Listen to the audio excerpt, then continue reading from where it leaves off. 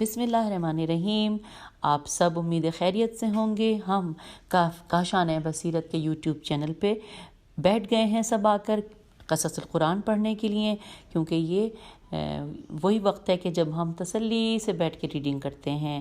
تو یہ ہے پارٹ نمبر 56، اور یہ بھی آپ کو پتہ ہے نا، جو لوگ میرے ساتھ شروع سے سن رہے ہیں، اب ہم مل کر پڑھ رہے ہیں، کہ اس کتاب میں ٹوٹل 502 پیجز ہیں، اور ہم الحمدللہ 433 پیج، آدھا اس کا ایک پیراگراف ہم نے پڑھ لیا تھا لاسٹ آڈیو جو آپ لوگوں نے ہم نے مل کے پڑھی تھی، اور باقی ہم آج پڑھیں گے۔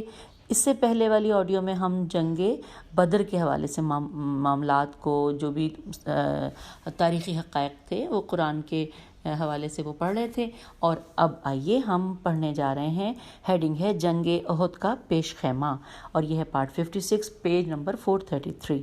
جب کفار مکہ جنگ بدر میں شکست خوردہ ہوئے اور 70 قیدی چھوڑ کر مکے کی طرف پلٹ گئے تو ابو سفیان نے لوگوں کو خبردار کیا کہ وہ اپنی عورتوں اور مقتولین بدر پر گریہ وزاری نہ کرنے دیں، کیونکہ آنسو غم و اندوہ کو دور کر دیتے ہیں، اور اس طرح محمد صلی اللہ علیہ وآلہ وسلم کی دشمنی اور عداوت ان کے دلوں سے ختم ہو جائے گی۔ ابو سفیان نے خود یہ عہد کر رکھا تھا کہ جب تک جنگ بدر کے قاتلوں سے انتقام نہ لے لے اس وقت تک وہ اپنی بیوی کے پاس نہیں جائے گا۔ بہرحال قریش ہر ممکن طریقے سے لوگوں کو پیغمبر اسلام صلی اللہ علیہ وآلہ وسلم کے خلاف اکساتے تھے، اور انتقام کی انتقام کی صدا شہر مکہ میں بلند ہو رہی تھی۔ جنگ احد کا واقعہ سورہ آل عمران آیت نمبر 120 کے ذیل میں بیان ہوا ہے۔ ہجرت کے تیسرے سال قریش 1000 سوار اور 2000 پیدل کے ساتھ بہت سا سامان جنگ لے کر آپ سے جنگ کرنے کے لیے مکے سے نکلے، اور میدان جنگ میں ثابت قدمی سے لڑنے کے لیے اپنے بڑے بڑے بت اور اپنی عورتوں کو بھی ہمراہ لے کر آئے۔ اگلی ہیڈنگ ہے جناب عباس کی بروقت اطلاع۔ لکھا ہے حضرت رسول خدا صلی اللہ علیہ وآلہ وسلم کے چچا حضرت عباس، جو ابھی مسلمان نہیں ہوئے تھے اور قریش کے درمیان ان کے ہم مشروب و ہم مذہب تھے، لیکن اپنے بھتیجے سے فطری محبت کی بنا پر جب انہوں نے دیکھا کہ قریش کا ایک طاقتور لشکر پیغمبر صلی اللہ علیہ وآلہ وسلم سے جنگ کرنے کے لیے مکے سے نکلا ہے، تو فوراً ایک خط لکھا اور قبیلہ بنی غفار کے ایک آدمی کے ہاتھ مدینہ بھیجا۔ عباس کا قاصد بڑی تیزی سے مدینہ کی طرف روانہ ہوا۔ جب آپ کو اس کی اطلاع ملی تو آپ نے سعد بن اب، الف پہ پیش ہے اور بے پہ زبر، اب کو زبر ہے تو ابا ہونا چاہیے، کو عباس کا پیغام پہنچایا اور حتی الامکان اس واقعے کو پردہ راز میں رکھنے کی کوشش کی۔ اگلے جو پیراگراف ہے اس میں ہے پیغمبر کا مسلمانوں سے مشورہ۔ جس دن عباس کا قاصد آپ کو موصول ہوا، آپ نے چند مسلمانوں کو حکم دیا کہ وہ مکہ و مدینہ کے راستے پر جائیں اور لشکر کفار کے کوائف معلوم کریں۔ آپ کے 2 نمائندے ان کے حالات معلوم کر کے بہت جلدی واپس آئے اور قریش کی قوت و طاقت سے حضرت صلی اللہ علیہ وآلہ وسلم کو مطلع کیا، اور یہ بھی اطلاع دی کہ طاقتور لشکر خود ابو سفیان کی کمان میں ہے۔ پیغمبر اکرم صلی اللہ علیہ وآلہ وسلم نے چند روز کے بعد تمام اصحاب اور اہل مدینہ کو بلایا اور ان درپیش حالات کا مقابلہ کرنے کے لیے میٹنگ کی۔ اس میں عباس کے خط کو بھی پیش کیا گیا، اور اس کے بعد مقام جنگ کے بارے میں رائے لی گئی۔ اس میٹنگ میں ایک گروہ نے رائے دی کہ جنگ دشمن سے مدینے کی تنگ گلیوں میں کی جائے، کیونکہ اس صورت میں کمزور مرد، عورتیں بلکہ کنیزیں بھی مددگار ثابت ہو سکیں گی۔ اب اگلا پیراگراف ہے کہ عبداللہ بن ابی نے تائیداً کہا کہ یا رسول اللہ صلی اللہ علیہ وآلہ وسلم، آج تک ایسا نہیں ہوا کہ ہم اپنے قلعوں اور گھروں میں ہوں اور دشمن ہم پر کامیاب ہو گیا ہو۔ پیج 434 پہ آ گئے ہیں۔ اس رائے کو آپ بھی اس وقت کی مدینے کی پوزیشن کے مطابق بنظر تحسین دیکھتے تھے، کیونکہ آپ بھی مدینے ہی میں ٹھہرنا چاہتے تھے، لیکن نوجوانوں اور جنگجوؤں کا ایک گروہ اس کا مخالف تھا۔ چنانچہ سعد بن معاذ اور قبیلہ اوس، الف واو سین، اوس کے چند افراد نے کھڑے ہو کر کہا کہ اے رسول خدا صلی اللہ علیہ وآلہ وسلم، گزشتہ زمانے میں عربوں میں سے کسی کو یہ جرت نہ تھی کہ ہماری طرف نظر کرے، جبکہ ہم مشرک اور بت پرست تھے۔ اب جب کہ ہمارے درمیان آپ کی ذات والا صفات موجود ہے، کس طرح وہ ہمیں دبا سکتے ہیں، اس لیے شہر سے باہر جنگ کرنی چاہیے۔ اگر ہم میں سے کوئی مارا گیا تو وہ جام شہادت نوش کرے گا، اور اگر کوئی بچ گیا تو اسے جہاد کا اعزاز و افتخار نصیب ہوگا۔ اس قسم کی باتوں اور جوش شجاعت نے مدینے سے باہر جنگ کے حامیوں کی تعداد کو بڑھا دیا، یہاں تک کہ عبداللہ بن ابی کی پیشکش سرد خانے میں جا پڑی۔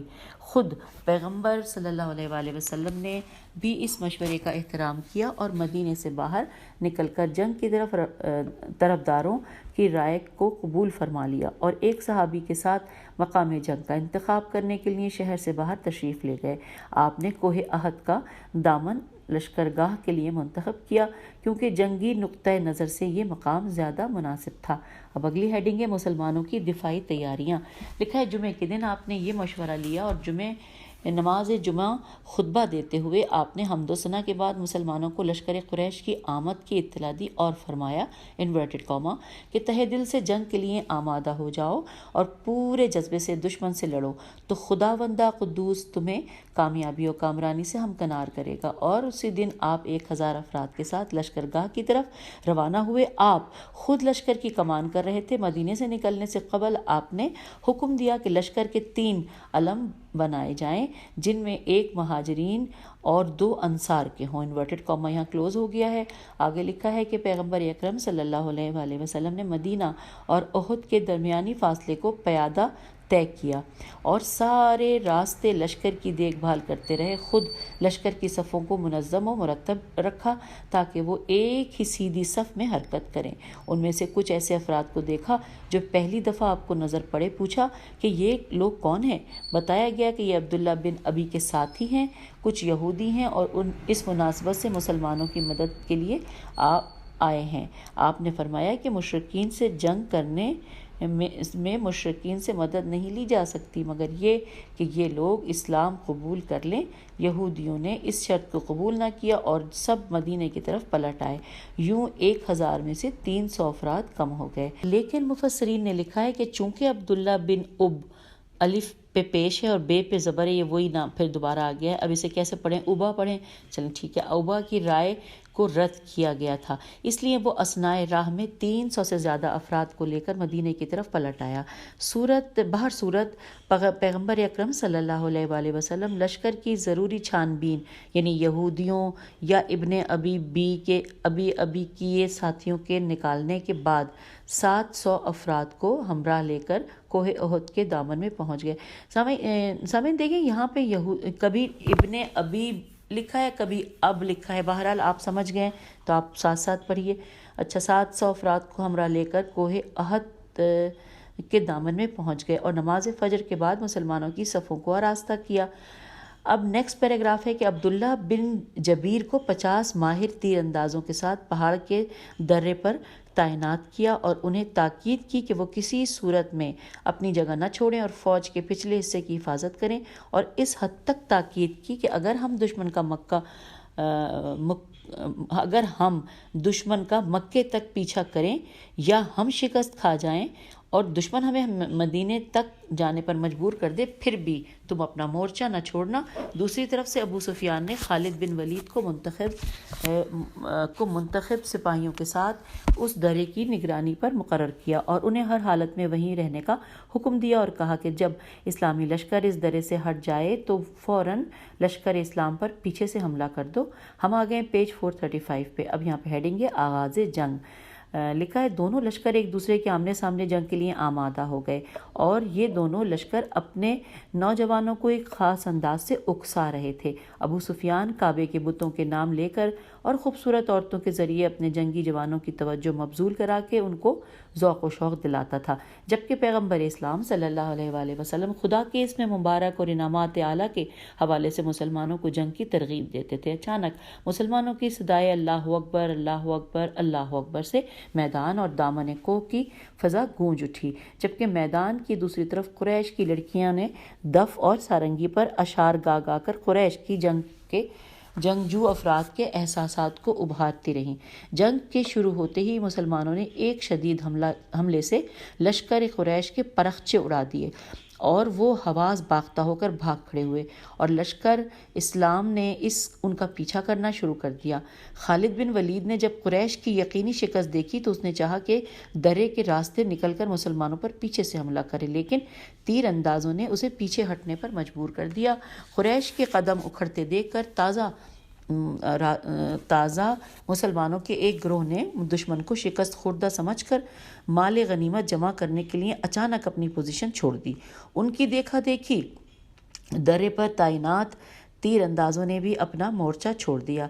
ان کے کمانڈر عبداللہ بن جبیر نے انہیں حضرت صلی اللہ علیہ وآلہ وسلم کا حکم یاد دلایا، مگر سوائے چند تقریباً 10 افراد کے کوئی بھی اس اہم جگہ پر نہ ٹھہرا۔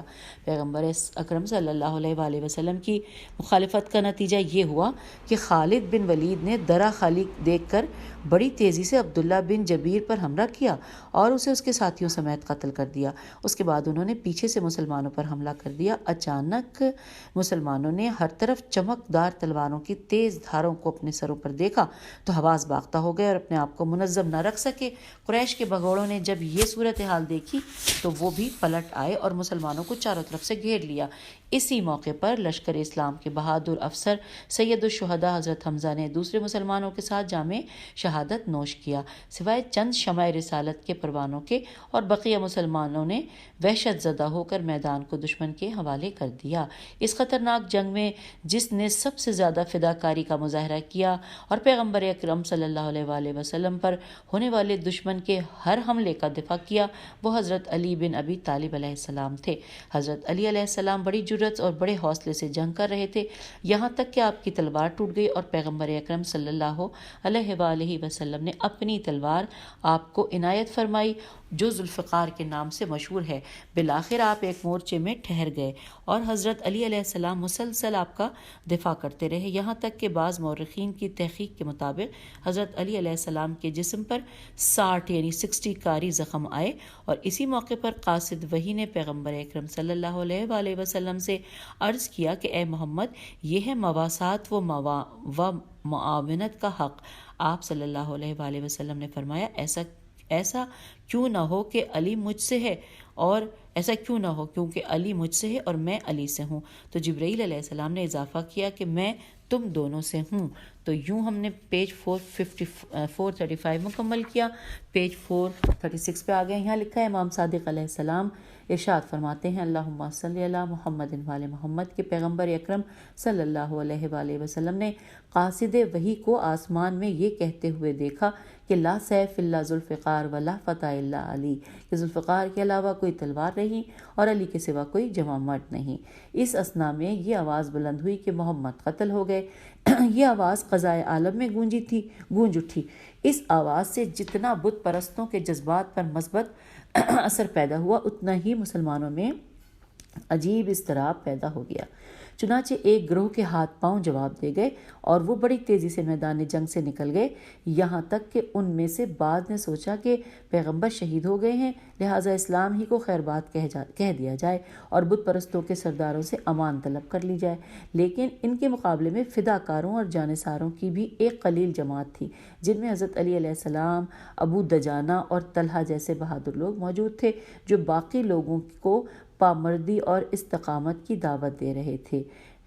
جن میں حضرت علی علیہ السلام، ابو دجانہ اور طلحہ جیسے بہادر لوگ موجود تھے جو باقی لوگوں کو پامردی اور استقامت کی دعوت دے رہے تھے۔ ان میں سے انس بن نضر لوگوں کے درمیان آیا اور کہنے لگا، اے لوگوں، اگر محمد شہید ہو گئے ہیں تو محمد کا خدا تو قتل نہیں ہوا، چلو اور جنگ کرو، اسی نیک اور مقدس ہدف کے حصول کے لیے درجہ شہادت پر فائز ہو جاؤ۔ یہ گفتگو تمام کرتے ہی انہوں نے دشمن پر حملہ کر دیا، یہاں تک کہ شہید ہو گئے۔ تاہم جلد معلوم ہو گیا کہ پیغمبر اکرم صلی اللہ علیہ وآلہ وسلم سلامت ہیں، اور اطلاع ایک شایع تھی، شین الف یہ عین ہے تھی۔ اب اگلی ہیڈنگ ہے کہ کون پکارا کہ محمد صلی اللہ علیہ وآلہ وسلم قتل ہو گئے، یہ ہیڈنگ ہے۔ لکھا ہے ابن قمہ، قاف میم عین ہے، ابن قمہ نے اسلامی سپاہی مصعب میم صاد عین بے کو پیغمبر سمجھ کر اس پر کاری ضرب لگائی اور بآواز بلند کہا کہ لا تو عزی کی قسم محمد قتل ہو گئے۔ اس میں کوئی شک نہیں ہے کہ یہ افواہ چاہے مسلمانوں نے اڑائی یا دشمن نے، لیکن مسلمانوں کے لیے فائدہ مند ثابت ہوئی، اس لیے کہ جب آواز بلند ہوئی تو دشمن میدان چھوڑ کر مکے کی طرف چل پڑے، ورنہ قریش کا فاتح لشکر جو حضور صلی اللہ علیہ وآلہ وسلم کے لیے دلوں میں کینہ رکھتا تھا اور انتقام لینے کی نیت سے آیا تھا، کبھی میدان نہ چھوڑتا۔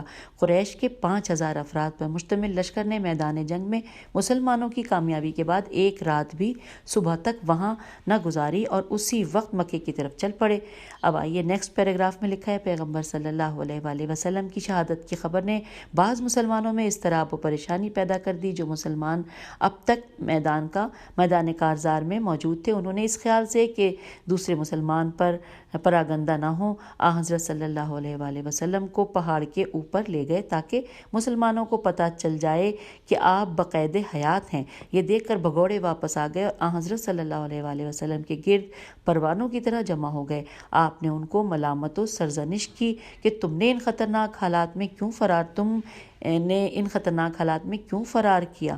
تو مسلمان شرمندہ تھے، انہوں نے معذرت کرتے ہوئے کہا، یا رسول خدا، ہم نے آپ کی شہادت کی خبر سنی تو خوف کی شدت سے بھاگ کھڑے ہوئے۔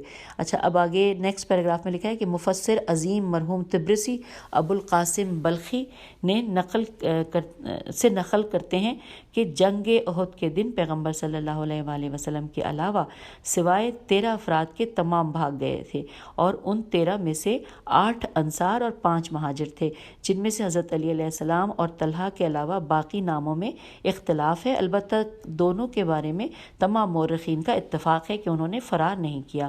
یوں مسلمانوں کو جنگ احد میں بہت زیادہ جانی اور مالی نقصان کا سامنا کرنا پڑا۔ مسلمانوں کے 70 افراد شہید ہوئے اور بہت سے زخمی ہو گئے، لیکن مسلمانوں کو اس شکست سے بڑا درس ملا جو بعد کی جنگوں میں ان کی کامیابی و کامرانی کا باعث بنا۔ اب ہم آ گئے ہیں پیج 437 پہ، اور یہاں پر ہیڈنگ ہے جنگ کا خطرناک مرحلہ۔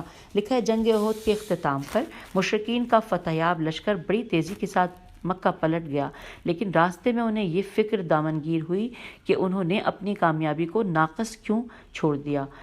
کیا ہی اچھا ہو کہ مدینے کی طرف پلٹ جائیں اور اسے غارت و تاراج کر دیں، اور اگر محمد صلی اللہ علیہ وآلہ وسلم زندہ ہوں تو انہیں ختم کر دیں تاکہ ہمیشہ کے لیے اسلام اور مسلمانوں کی فکر ختم ہو جائے، اور اسی بنا پر انہیں واپس لوٹنے کا حکم دیا گیا۔ اور در حقیقت جنگ احد کا یہ وہ خطرناک مرحلہ تھا کیونکہ کافی مسلمان شہید اور زخمی ہو چکے تھے، اور فطری طور پر وہ اثر نو جنگ کرنے کے لیے آمادہ نہیں تھے، جبکہ اس کے برعکس اس مرتبہ دشمن پورے جذبے کے ساتھ جنگ کر سکتا تھا۔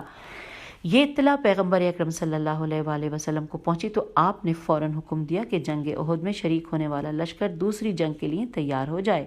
آپ نے یہ حکم خصوصیت سے دیا کہ جنگ احد کے زخمی بھی لشکر میں شامل ہوں۔ حضرت علی علیہ السلام نے جن کے بدن پر دشمنوں نے 60 زخم لگائے تھے، لیکن آپ پھر دوبارہ دشمنوں کے مقابلے میں آ گئے، اور ایک صحابی کہتے ہیں کہ میں بھی زخمیوں میں سے تھا، لیکن میرے بھائی کے زخم مجھ سے زیادہ تھے۔ ہم نے ارادہ کر لیا کہ جو بھی حالت ہو ہم پیغمبر اسلام صلی اللہ علیہ وآلہ وسلم کی خدمت میں پہنچ گئے۔ میری حالت چونکہ میرے بھائی سے کچھ بہتر تھی، جہاں میرا بھائی نہ چل پاتا میں اسے اپنے کندھے پر اٹھا لیتا۔ بڑی تکلیف سے ہم لشکر تک جا پہنچے۔ پیغمبر اکرم صلی اللہ علیہ وآلہ وسلم اور لشکر اسلام، جو نام انورٹڈ کاما میں لکھا ہے، وہ لکھا ہے ہمراء الاسد، ہے میم رے الف حمزہ الف لام الف سین دال، یہ ہمراء الاسد کے مقام پر پہنچ گئے اور وہاں پر پڑاؤ ڈالا۔ یہ جگہ مدینے سے 8 میل کے فاصلے پر تھی۔ نیکسٹ پیراگراف ہے کہ یہ خبر جب لشکر قریش تک پہنچی تو خصوصاً جب انہوں نے مقابلے کے لیے ایسی آمادگی دیکھی کہ زخمی بھی میدان جنگ میں پہنچ گئے ہیں تو وہ پریشان ہو گئے، اور ساتھ ہی انہیں یہ فکر بھی لاحق ہوئی کہ مدینے سے تازہ دم فوج ان سے آ ملی ہے۔ اس موقع پر ایسا واقعہ پیش آیا کہ جس نے ان کے دلوں کو اور کمزور کر دیا اور ان میں مقابلے کی ہمت نہ رہی۔ واقعہ یہ ہوا کہ ایک مشرک جس کا نام موبد خزائی، میم این بے دال خیز الف این چھوٹی ہے، موبد خزائی تھا، مدینے سے مکے کی طرف جا رہا تھا، اس نے پیغمبر اکرم صلی اللہ علیہ وآلہ وسلم اور ان کے اصحاب کی کیفیت دیکھی تو انتہائی متاثر ہوا، اس کے انسانی جذبات میں حرکت پیدا ہوئی۔ اس نے پیغمبر اسلام صلی اللہ علیہ وآلہ وسلم سے عرض کیا، آپ کی یہ حالت و کیفیت ہمارے لیے بہت ہی ناگوار ہے، آپ آرام کرتے تو ہمارے لیے بہتر ہوتا۔ یہ کہہ کر وہ وہاں سے چل پڑا اور روحا کے مقام پر، رے واو ہے الف، یہ انورٹڈ کاما میں نام لکھا ہوا ہے، روحا کے مقام پر ابو سفیان کے لشکر سے ملا۔ ابو سفیان نے اس سے پیغمبر اسلام صلی اللہ علیہ وآلہ وسلم کے بارے میں سوال کیا تو اس نے جواب میں کہا کہ میں نے محمد صلی اللہ علیہ وآلہ وسلم کو دیکھا ہے کہ وہ ایسا عظیم لشکر لیے ہوئے تمہارا تعاقب کر رہے ہیں، ایسا لشکر میں نے کبھی نہیں دیکھا، اور تیزی سے آگے بڑھ رہے ہیں۔ ابو سفیان نے اضطراب اور پریشانی کے عالم میں کہا کہ تم یہ کیا کہہ رہے ہو؟ ہم نے انہیں قتل کیا، زخمی کیا اور منتشر کر کے رکھ دیا تھا۔ معبد خزائی نے کہا، میم این بے دال خیز الف این چھوٹی، معبد خزائی نے کہا، میں نہیں جانتا کہ تم نے پایا کیا ہے، میں تو صرف یہ جانتا ہوں کہ ایک عظیم اور کثیر لشکر اس وقت تمہارا تعاقب کر رہا ہے۔ ابو سفیان اور اس کے ساتھیوں نے قطعی فیصلہ کر لیا کہ وہ تیزی سے پیچھے کی طرف ہٹ جائیں اور مکے کی طرف پلٹ جائیں، اور اس مقصد کے لیے کہ مسلمان ان کا تعاقب نہ کریں اور انہیں پیچھے ہٹ جانے کا کافی موقع مل جائے۔ انہوں نے قبیلہ عبد القیس کی ایک جماعت سے خواہش کی کہ وہ پیغمبر اسلام صلی اللہ علیہ وآلہ وسلم اور مسلمانوں تک یہ خبر پہنچا دیں کہ ابو سفیان اور قریش کے بت پرست باقی ماندہ اصحاب پیغمبر اسلام صلی اللہ علیہ وآلہ وسلم کے ختم کرنے کے لیے ایک عظیم لشکر کے ساتھ تیزی سے مدینے کی طرف آ رہے ہیں۔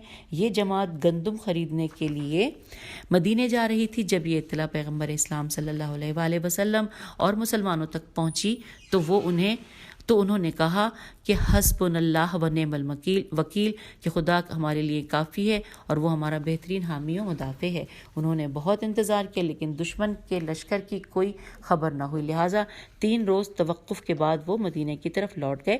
ہم پیج نمبر 438 پر آ گئے ہیں اور اب اگلی ہیڈنگ ہے کھوکھلی باتیں۔ جنگ بدر میں بعض مسلمانوں کی پر افتخار شہادت کے بعد بعض مسلمان جب باہم مل بیٹھتے تو ہمیشہ شہادت کی آرزو کرتے اور کہتے کہ کاش یہ اعزاز میدان بدر میں ہمیں بھی نصیب ہو جاتا۔ یقیناً ان میں کچھ لوگ سچے بھی تھے لیکن ان میں ایک جھوٹا گروہ بھی تھا جس نے اپنے آپ کو سمجھنے میں غلطی کی۔ بہرحال زیادہ وقت نہیں گزرا تھا کہ جنگ احد کا وحشت ناک مارکا درپیش ہوا تو ان سچے مجاہدین نے بہادری سے جنگ کی اور جام شہادت نوش کیا اور اپنی آرزو کو پا لیا، لیکن جھوٹوں کے گروہ نے جب لشکر اسلام میں شکست کے آثار دیکھے تو وہ قتل ہونے کے ڈر سے بھاگ کھڑے ہوئے۔ تو یہ قرآن انہیں سرزنش کرتے ہوئے کہتا ہے کہ انورٹڈ کاما میں کہ تم ایسے لوگ تھے کہ جو دلوں میں آرزو اور تمنائے شہادت کے دعوے دار تھے، پھر جب تم نے اپنے محبوب کو اپنی آنکھوں کے سامنے دیکھا تو کیوں بھاگ کھڑے ہوئے؟ انورٹڈ کاما یہاں پہ کلوز ہو گیا۔ یہ سورہ آل عمران کی آیت نمبر 163 کے الفاظ ہیں۔ اور اب اگلی ہیڈنگ ہے حضرت علی علیہ السلام کے زخم۔ لکھا ہے امام محمد باقر علیہ السلام سے اس طرح منقول ہے کہ جب حضرت علی علیہ السلام کو احد کے دن 61 یعنی 61 زخم لگے تھے اور پیغمبر صلی اللہ علیہ وآلہ وسلم نے ام سلیم اور ام عطیہ کو حکم دیا کہ وہ دونوں حضرت علی علیہ السلام کے زخموں کا علاج کریں۔ تھوڑی ہی دیر گزری تھی کہ وہ حالت پریشانی میں حضرت صلی اللہ علیہ وآلہ وسلم کی خدمت میں عرض کرنے لگے کہ حضرت علی علیہ السلام کے بدن کی کیفیت یہ ہے کہ ہم جب ایک زخم باندھتے ہیں تو دوسرا کھل جاتا ہے، اور ان کے بدن کے زخم اس قدر زیادہ اور خطرناک ہیں کہ ہم ان کی زندگی کے بارے میں پریشان ہیں۔ تو حضرت رسول خدا صلی اللہ علیہ وآلہ وسلم اور کچھ دیگر مسلمان حضرت علی علیہ السلام کی عیادت کے لیے ان کے گھر آئے، جبکہ ان کے بدن پر زخم ہی زخم تھے۔ پیغمبر اکرم صلی اللہ علیہ وآلہ وسلم نے اپنے دست مبارک ان کے جسم سے مس کرتے تھے اور فرماتے تھے کہ جو شخص راہ خدا میں اس حالت کو دیکھ لے وہ اپنی ہی ذمہ داری کے آخری درجے کو پہنچ چکا ہے، اور جن جن زخموں پر آپ صلی اللہ علیہ وآلہ وسلم ہاتھ رکھتے تھے وہ فوراً مل جاتے تھے۔ اچھا میم لام ہے، میں اس کے دیر سے سوچ رہی ہوں یہ مل کیسے ہو سکتا ہے جی، وہ فوراً مل جاتے تھے۔ تو اس وقت حضرت علی علیہ السلام نے فرمایا الحمدللہ کہ ان حالات میں میں جنگ سے نہیں بھاگا اور دشمن کو پشت نہیں دکھائی، اور خدا نے ان کی کوشش کی قدردانی کی۔ اچھا اب اگلی ہیڈنگ ہے کہ ہم نے شکست کیوں کھائی، یہاں پہ سوالیہ نشان ہے۔ آئیے اس ہیڈنگ کے بارے میں پڑھتے ہیں۔ لکھا ہے کافی شہید دے کر اور بہت سا نقصان اٹھا کر جب مسلمان مدینے کی طرف پلٹ آئے تو ایک دوسرے سے کہتے تھے کہ کیا خدا نے ہم سے فتح و کامیابی کا وعدہ نہیں کیا تھا؟ پھر اس جنگ میں ہمیں کیوں شکست ہوئی؟ اسی سے قرآن میں انہیں جواب دیا گیا اور شکست کے اسباب کی نشاندہی کی گئی، یہ کہ سورہ آل عمران کی آیت نمبر 152 میں قرآن کہتا ہے کہ کامیابی کے بارے میں خدا کا وعدہ درست تھا اور اس کی وجہ ہی سے تم ابتدا جنگ میں کامیاب ہوئے، اور حکم خدا سے تم نے دشمن کو تتر بتر کر دیا۔ کامیابی کا یہ وعدہ اس وقت تک تھا جب تک تم استقامت اور پائیداری اور فرمان پیغمبری صلی اللہ علیہ وآلہ وسلم کی پیروی سے دستبردار نہیں ہوئے، اور شکست کا دروازہ اس وقت کھلا جب سستی اور نافرمانی نے تمہیں آ گھیرا، یعنی تم نے سمجھ رکھا ہے کہ کامیابی کا وعدہ بلا شرط تھا، تو تمہاری بڑی غلط فہمی ہے، بلکہ کامیابی کے تمام وعدے فرمان خدا کی پیروی کے ساتھ مشروط ہیں۔ اب ہم آگئے ہیں پیج 439 پہ، اور اگلی ہیڈنگ ہے عمومی معافی کا اعلان۔ جو لوگ واقعہ احد کے دوران جنگ سے فرار ہو گئے تھے وہ پیغمبر اکرم صلی اللہ علیہ وآلہ وسلم کے گرد جمع ہو گئے اور انہوں نے ندامت و پشیمانی کے عالم میں معافی کی درخواست کی، تو خدائے تعالیٰ نے پیغمبر اکرم صلی اللہ علیہ وآلہ وسلم سے انہیں عام معافی دینے کے لیے فرمایا، لہٰذا حکم الہی نازل ہوتے ہی آپ نے فراخ دلی سے توبہ کرنے والے خطا کاروں کو معاف کر دیا۔ قرآن میں پیغمبر اکرم صلی اللہ علیہ وآلہ وسلم کی ایک بڑی اخلاقی خوبی کی طرف اشارہ کیا گیا ہے کہ تم پروردگار کے لطف و کرم کے سبب ان پر مہربان ہو گئے، اور اگر تم ان کے لیے سنگ دل اور سخت مزاج اور تند خو ہوتے اور عملاً ان پر لطف و عنایت نہ کرتے تو وہ تمہارے پاس سے بکھر جاتے۔ اس کے بعد حکم دیا گیا کہ انورٹڈ کاما میں کہ ان کی کوتاہیوں سے درگزر فرمائیے اور انہیں اپنے دامن عفو میں جگہ دیجیے، اور یہاں پہ انورٹڈ کاما کلوز ہو گیا ہے۔ یہ سورہ آل عمران کی آیت نمبر 159 ہے، اور یہاں پہ ساتھ ساتھ یہ بھی لکھا ہے کہ واضح رہے کہ عفو درگزر کرنے کے لیے یہ ایک اہم اور بہت مناسب موقع تھا، اور اگر آپ ایسا نہ کرتے تو لوگوں کے بکھر جانے کے لیے فضا ہموار تھی، اور لوگ جو اتنی بری شکست کا سامنا کر چکے تھے اور بہت سے مقتول اور مجروح پیش کر چکے تھے، اگرچہ یہ سب کچھ ان کی اپنی غلطی سے ہوا تھا، تاہم ایسے لوگوں کو محبت، دلجوئی اور تسلی کی ضرورت تھی تاکہ ان کے دل اور جسم کے زخم پر مرہم لگ سکے اور وہ ان سے جانبر ہو کر آئندہ کے مارکوں کے لیے تیار ہو سکیں۔ اب اگلی پیراگراف میں ہے کہ یعنی اس جنگ میں انہوں نے جو بے وفائیاں آپ سے کی ہیں اور جو تکالیف اس جنگ میں آپ کو پہنچائی ہیں ان کے لیے ان کی مغفرت طلب کیجیے، اور میں خود ان کے لیے تم سے سفارش کرتا ہوں کہ انہوں نے میری جو مخالفتیں کی ہیں مجھ سے ان کی مغفرت طلب کرو۔ دوسرے لفظوں میں جو تم سے مربوط ہے اسے تم معاف کر دو، اور جو مجھ سے ربط رکھتا ہے اسے میں بخش دیتا ہوں۔ حضرت صلی اللہ علیہ وآلہ وسلم نے فرمان خدا پر عمل کرتے ہوئے ان تمام خطا کاروں کو عام معافی دے دی۔ اب اگلی ہیڈنگ ہے پیغمبر اکرم صلی اللہ علیہ وآلہ وسلم شہداء سے مخاطب۔ ابن مسعود پیغمبر اکرم صلی اللہ علیہ وآلہ وسلم سے روایت کرتے ہیں کہ خدا نے شہداء بدر و احد کی ارواح کو خطاب کرتے ہوئے ان سے پوچھا کہ تمہاری کیا آرزو ہے؟ تو انہوں نے کہا، پروردگار، ہم اس سے زیادہ کیا آرزو کر سکتے ہیں کہ ہم ہمیشہ کی نعمتوں میں غرق ہیں اور تیرے عرش کے سائے میں رہتے ہیں۔ ہمارا تقاضا صرف یہ ہے کہ ہم دوبارہ دنیا کی طرف پلٹ جائیں اور پھر سے تیری راہ میں شہید ہوں۔ اس پر خدا نے فرمایا کہ میرا اٹل فیصلہ ہے کہ کوئی شخص دوبارہ دنیا کی طرف نہیں پلٹے گا۔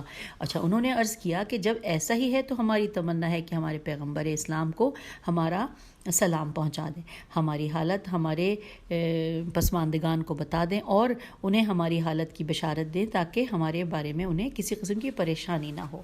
اچھا، اب اگلی ہیڈنگ آ گئی ہے حنظلہ غسیل الملائکہ۔ ہے نون زوئے لام ہے حنظلہ اور غین سے یہ لام غسیل الملائکہ۔ حنظلہ بن ابی عیاش، یہ اب انورٹڈ کاما میں لکھا ہے کہ حنظلہ بن ابی عیاش جس رات شادی کرنا چاہتے تھے اس سے اگلے دن جنگ احد برپا ہوئی۔ پیغمبر اکرم صلی اللہ علیہ وآلہ وسلم نے اپنے اصحاب سے جنگ کے بارے میں مشورہ پیغمبر کر رہے تھے کہ وہ آپ کے پاس آئے اور عرض کی، اگر رسول اللہ صلی اللہ علیہ وآلہ وسلم اجازت دے دیں تو یہ رات میں بیوی کے ساتھ گزار لوں۔ حضرت نے صلی اللہ علیہ وآلہ وسلم نے انہیں اجازت دے دی۔ Page number 440۔ صبح کے وقت انہیں جہاد میں شرکت کرنے کی اتنی جلدی تھی کہ وہ غسل بھی نہ کر سکے، اسی حالت میں مارکہ کارزار میں شریک ہو گئے اور بالآخر جام شہادت نوش کیا۔ رسول اللہ صلی اللہ علیہ وآلہ وسلم نے ان کے بارے میں ارشاد فرمایا کہ میں نے فرشتوں کو دیکھا ہے کہ وہ آسمان اور زمین کے درمیان حنظلہ کو غسل دے رہے ہیں، اسی لیے حنظلہ کو غسیل الملائکہ کے نام سے یاد کیا جاتا ہے۔ ہم پیج 440 پر اپنی آج کی آج سے مراد ہے کہ اس وقت کی ریڈنگ کا اختتام کرتے ہیں، لیکن آج ہی میں دوبارہ نئی ریکارڈنگ کرنے جا رہی ہوں۔ اس سے آگے میں آپ کو بتا دوں، یہ ہے پیج 440 جہاں پہ ہم یہ پہلا پیراگراف پڑھ چکے ہیں، لیکن اگلی جو ہم ریکارڈنگ کریں گے اس میں اسی صفحے سے ظاہر کریں گے، اور اس میں جو کچھ پڑھیں گے وہ ہیڈنگ میں ہے قبیلہ بنی نذیر کی سازش۔ نون زواد ہے، حالانکہ نارملی ہم تو زوئے سے نذیر پڑھتے ہیں، لیکن یہاں پہ زواد ہے۔ قبیلہ بنی نذیر کی سازش، یہ ہم اگلی ریکارڈنگ میں مل کے پڑھتے ہیں۔ خدا حافظ۔